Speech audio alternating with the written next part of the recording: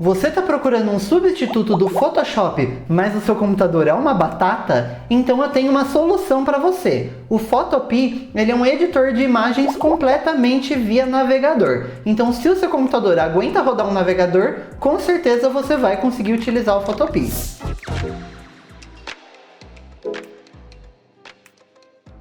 Vamos dar uma olhada aqui na interface do Photopea. Primeiro, para você acessar, você precisa entrar em photopea.com e você vai cair nessa tela aqui. A gente já consegue ver várias coisas só nessa tela inicial. Primeiro, aqui embaixo a gente consegue ver todos os formatos de arquivo que ele suporta. Da Adobe ele suporta o .psd, .ai e .xg. Depois ele suporta o .sketch, ele suporta PDF, ele suporta o XCF, que é o formato de arquivo do GIMP, ele suporta arquivos RAW e depois aqui ele suporta qualquer tipo de arquivo de imagem desses tradicionais, como JPEG, PNG, GIF, TIFF, SVG, DDS, qualquer um desses tipos de formato ele vai suportar. Depois aqui do lado a gente consegue ver todos os lugares onde a gente consegue acessar os nossos arquivos. Aqui no Home ele aparece essa tela principal, onde você consegue abrir um novo projeto, você consegue abrir do seu computador, ou você vê os modelos que eles já têm pré-prontos. A gente já vai dar uma olhadinha nisso. Depois você tem essa opção This Device, aqui você consegue dar um acesso direto a uma pasta específica do seu computador e ele já vai acessar diretamente todos os arquivos que tiver ali dentro. Então se você tiver uma pasta de imagens para editar, por exemplo, você pode dar acesso a ela e aqui você vai acessar diretamente. Depois você tem o P-Drive, ele é o sistema de armazenamento da nuvem do próprio Photopea. Para isso você precisa criar uma conta e se você quiser mais armazenamento você vai ter que pagar. Depois você tem o Dropbox, onde você consegue dar acesso ao seu Dropbox pelo Photopea e ele vai conseguir acessar os arquivos da mesma maneira que você dá acesso ao seu computador local. Você consegue fazer isso com o OneDrive, com o Google Drive, com pastas compartilhadas do Google Drive e com pastas privadas do Google Drive. Aqui a gente vai voltar no Home e a gente vai dar uma olhadinha nos modelos que ele tem. Aqui do lado a gente consegue ver uma série de categorias de modelos. A gente tem modelo para mockup, e depois tem mockups para mobile e web, para impressão, para produtos. Tem modelos para social media, se você quiser fazer uma imagem para o YouTube, uma thumbnail, por exemplo. Se você quiser fazer um post para o Instagram, para o Facebook, para meme, para assinaturas, para animação. Depois para impressão você consegue fazer cards, convites, você consegue fazer currículos, você consegue fazer diplomas, você consegue fazer até mesmo websites, apresentações e depois tem uma categoria outros. Aqui vamos dar uma olhadinha na categoria Instagram para a gente ver o que ele tem. Aqui a gente consegue ver que tem vários layouts de estilos completamente diferentes. Você pode dar uma olhada por aqui, ver se tem algum deles que te agrada. Depois você tem algumas opções para filtrar esses modelos. Aqui por padrão ele está nessa categoria Hot, que são os modelos que estão mais bombando no momento. Você tem a categoria New, que são os mais novos que foram adicionados aqui no Photopea, e a categoria Top, que são os mais utilizados, mais procurados dentro do Photopea. E depois você tem uma caixa de busca, se você quiser filtrar por um estilo de modelo que você está querendo. Mas aqui essa caixa de busca tem que ser exatamente como está aqui no título. Por exemplo, eu posso pesquisar por Food, e você vai ver que aparecem esses 4 modelos aqui, com temática de comida. Depois que você escolher qual é o modelo que você quer, é só você clicar. Aqui ele fala um pouco mais sobre esse modelo, ele mostra o nome do modelo, quem foi que criou, esse aqui no caso foi o próprio Photopea, tem uma descrição, mostra quantas vezes foi utilizado 1917 vezes esse template, então é legal que você dê uma modificada, porque senão vai ter mais 1917 layouts exatamente igual ao seu na internet, então é bom que a gente modifique bastante, mas a gente consegue utilizar ele como uma base para fazer alguma coisa. Aqui ele fala quantos kbytes tem esse modelo e de quando que ele é. Ele é do dia 10 de agosto de 2020. E aqui embaixo tem o link para a gente poder utilizar ele. É só a gente clicar e ele já carregou o modelo para a gente em uma outra aba. A gente consegue ver aqui que a interface é bem parecida com a do Photoshop. Vamos dar uma olhadinha aqui nas funcionalidades que ele tem na esquerda.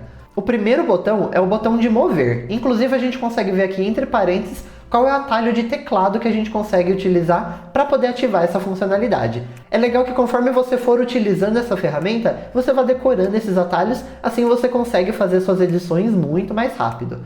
Essa ferramenta de mover, você consegue simplesmente clicar num elemento e arrastar para qualquer lugar do seu layout. Todas as ferramentas que tiverem essa setinha aqui no canto, se você clicar e segurar, você consegue inclusive encontrar outras ferramentas aqui dentro. Você pode ver que nessa primeira aqui também tem essa ferramenta de prancheta. Com essa ferramenta de prancheta, você consegue ir dividindo aqui o seu projeto em vários artboards diferentes. Isso aqui é particularmente muito legal, por exemplo, se você estiver criando um carrossel de Instagram, onde você consegue fazer todas as imagens do carrossel aqui tudo junto, e depois você consegue realmente ter essa noção de que é uma imagem só grandona. Agora a gente vai voltar aqui e vamos para a ferramenta de baixo. A ferramenta de baixo é a seleção retangular, onde você pode clicar aqui, segurar e fazer uma seleção, como o próprio nome diz, uma seleção retangular. Dessa maneira você seleciona tudo que está dentro aqui e você consegue fazer o que você quiser. Você consegue apagar o que está aqui dentro, você pode recortar, você pode mover os elementos que estão aqui dentro. Se você clicar e segurar aqui, você tem a opção de selecionar em elipse, que é exatamente a mesma coisa, só que é uma seleção mais redonda. Você consegue deixar ela redondinha. Se você segurar o botão Shift, você consegue inclusive deixar ela exatamente redonda. E depois, se você soltar e for mexendo, você consegue deixar ela realmente numa elipse. A terceira funcionalidade é a funcionalidade de laço. Aqui você tem a seleção em laço, o laço poligonal e o laço magnético. Essa ferramenta, particularmente, ela é muito legal para você remover fundo de imagens, onde você vai selecionando todo o seu elemento e depois você simplesmente apaga o fundo e depois você pode vir e polindo essa seleção. Se você prefere fazer isso de maneira automática, ao invés de utilizar uma ferramenta como o Remove.bg ou o Canva, que inclusive a gente já mostrou várias ferramentas para remover o fundo automaticamente aqui no Linux Labs, o link inclusive está aqui na descrição. Se você é a pessoa que prefere fazer isso manualmente, ou se essas ferramentas não fizeram um trabalho muito legal, você utiliza essa funcionalidade aqui da seleção em laço. A próxima ferramenta é a varinha mágica, a seleção rápida e a seleção de objeto. Como o próprio nome diz aqui, essas ferramentas aqui é para você selecionar um objeto. Você pode selecionar essa ferramenta, você seleciona qual é a camada que está esse objeto e você pode clicar e ir selecionando partes desse objeto. Como aqui a gente vê que ele não está de fato selecionando todo o objeto, a gente pode ir refinando aqui com essas opções que aparecem aqui em cima. Você tem várias opções dependendo de cada ferramenta que você escolher. Tem substituir, unir, subtrair, intersecção, você consegue ajustar a difusão, refinar as arestas, selecionar um objeto, você consegue aumentar o nível de tolerância e depois você tem um anti-aliasing contíguo e mostrar todas as camadas. Então, cada ferramenta que você selecionar, aqui vai aparecer mais opções de acordo com aquela ferramenta e você pode ir sempre modificando para ela fazer exatamente o que você quer. Depois, aqui a gente tem a ferramenta de corte. Você tem uma ferramenta de corte tradicional, corte de perspectiva, ferramenta de fatia e seleção de fatia. A ferramenta de corte, por exemplo, se você tem uma print de uma tela completa, mas você quer só um trecho, você pode vir aqui com a ferramenta de corte, você pode selecionar, por exemplo, eu quero só essa parte aqui, você dá um Enter e pronto, você cortou a sua imagem. Depois você tem a ferramenta de conta-gotas, demonstrador de cores e a de régua. A ferramenta régua, como o próprio nome diz, se você clicar de um ponto até o outro, aqui em cima ele vai mostrar quantos pixels tem entre esses dois pontos. A ferramenta de conta-gotas, você consegue clicar em qualquer ponto da imagem e você consegue ver o código hexadecimal, o código RGB e inclusive ele já seleciona essa cor aqui para você. Então se você quiser utilizar essa exata mesma cor em um outro elemento, é só você utilizar esse conta-gotas. Depois você tem as ferramentas de pincel de cicatrização localizada, pincel de cicatrização, ferramenta de correção, movimento sensível ao conteúdo e olhos vermelhos. Essas ferramentas aqui são para poder ajustar alguns probleminhas da imagem. Você consegue remover uma espinha, remover uma mancha, um pelinho na camiseta, por exemplo. Como a própria ferramenta ali tem o nome, você consegue corrigir os olhos vermelhos. Então essas ferramentas aqui é para corrigir esses probleminhas aqui numa foto. Depois a gente tem aqui algumas ferramentas para pintura. A gente tem a ferramenta de pincel, de lápis e de substituição de cor. Você pode, por exemplo, selecionar o pincel aqui, e a gente pode simplesmente clicar na imagem e sair pintando. Se a gente clicar aqui, a gente recebe uma mensagem onde o objeto inteligente deve ser rasterizado primeiro. Rasterizar? Se você quiser pintar essa camada aqui, você vai precisar rasterizar essa camada. Então você vai clicar em aceitar e pronto, ele rasterizou essa camada e depois você consegue pintar ela como você quiser. Como eu falei, aqui em cima a gente consegue inclusive modificar o tamanho desse pincel, a dureza desse pincel, então se ele tem aquela pintura mais firme, mais dura, né, no caso, como o próprio nome diz, ou se você abaixar a dureza, você vai ver que ele vai ficar muito mais suave essa pintura. Aqui, como ele está pequenininho, a gente não consegue ver direito. Vamos aumentar o tamanho. E aqui, ó, a gente consegue ver que ele é muito mais suave essa pintura. E você também tem vários tipos de pincel. Você tem esse pincel padrão aqui, que ele é mais redondão. Você tem um pincel mais compridinho. Você tem um pincel quadrado. Você tem vários tipos de pincel aqui que você consegue utilizar. Apaguei aqui as pinturas e agora a gente vai para a próxima opção. A próxima opção é a opção de clone. Então, se você quiser clonar um ponto da imagem em outro, você consegue utilizar essa ferramenta aqui. Às vezes ela também é utilizada para remover algumas impurezas, remover uma espinha clonando um outro ponto da pele, por exemplo. Você consegue utilizar ela para isso também.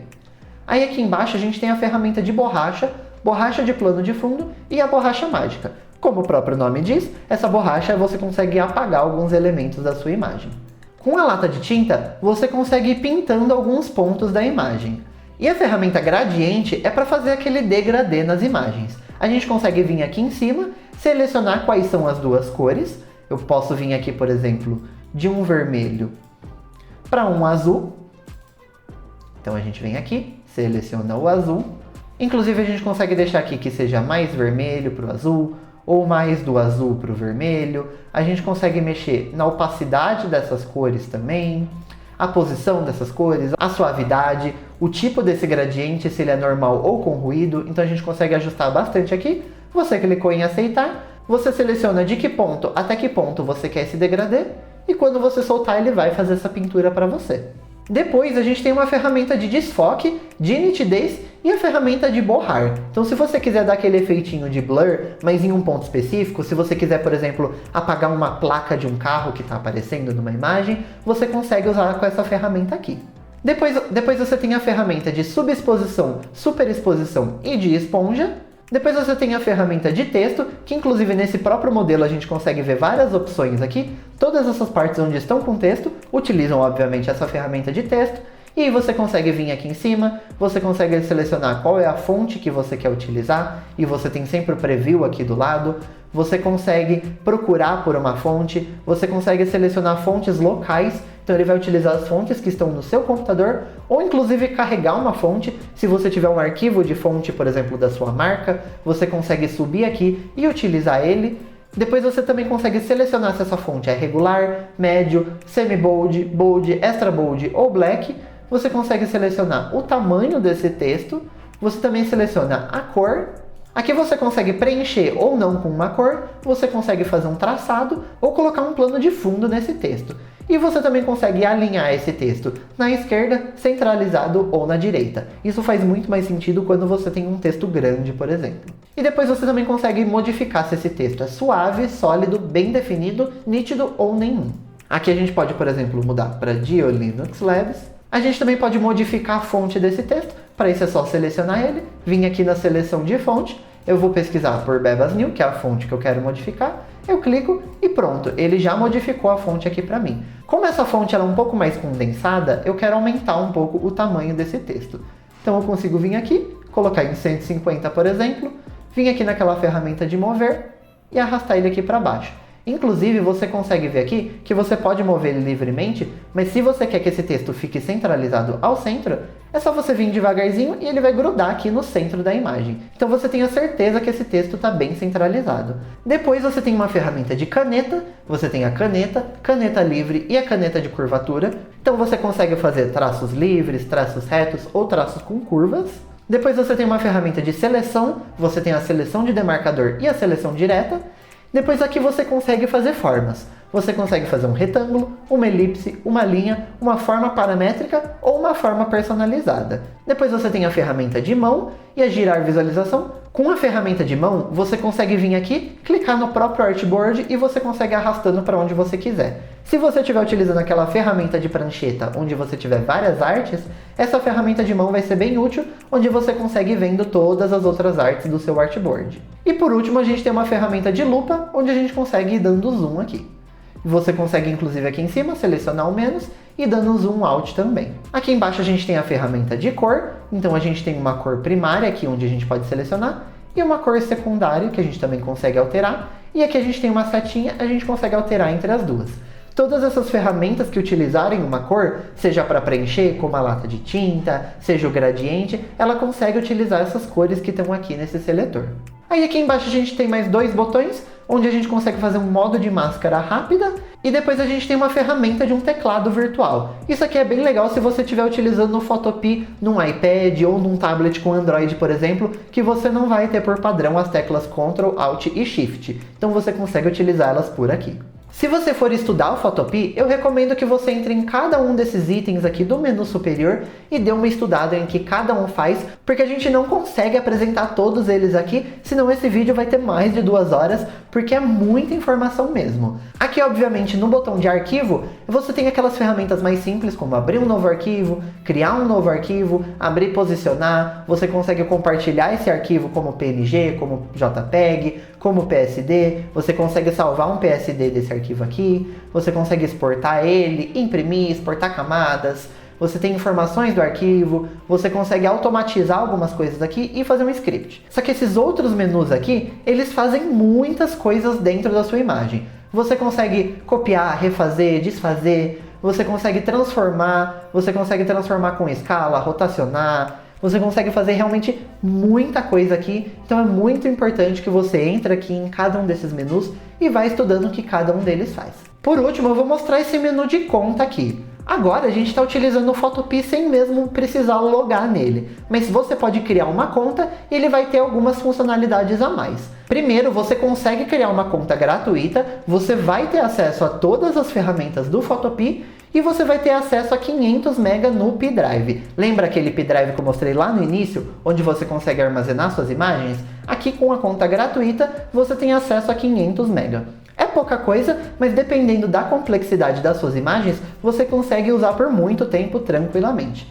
Depois, você tem a conta Premium, onde começa por $5 por mês e você também tem acesso a todas as ferramentas, você tem acesso a 5 GB no P-Drive, você elimina todos os anúncios do Photopea, você tem acesso a 2 vezes mais passos no histórico e você tem suporte via e-mail. Se você clicar aqui no botão Go Premium, você consegue ver quais são as opções que tem aqui. Você consegue assinar o Photopea só para você, para um time de 5 pessoas, de 20 ou de 50 pessoas. E depois você consegue fazer a assinatura por 30 dias, 90 dias e 1 ano. É claro que por quanto mais tempo você assinar, maior vai ser o seu desconto. Então aqui para você que estiver utilizando sozinho, você pode assinar por 1 mês por $10, por 90 dias por $15 ou 1 ano vai sair $50. Se você estiver utilizando bastante o Photopea e fazer sentido para você, você consegue vir aqui e assinar o serviço. Se você prefere o GIMP e está querendo aprender mais sobre ele, lá no DioLinux Play, no canal DioLinux, a gente tem um curso sobre GIMP.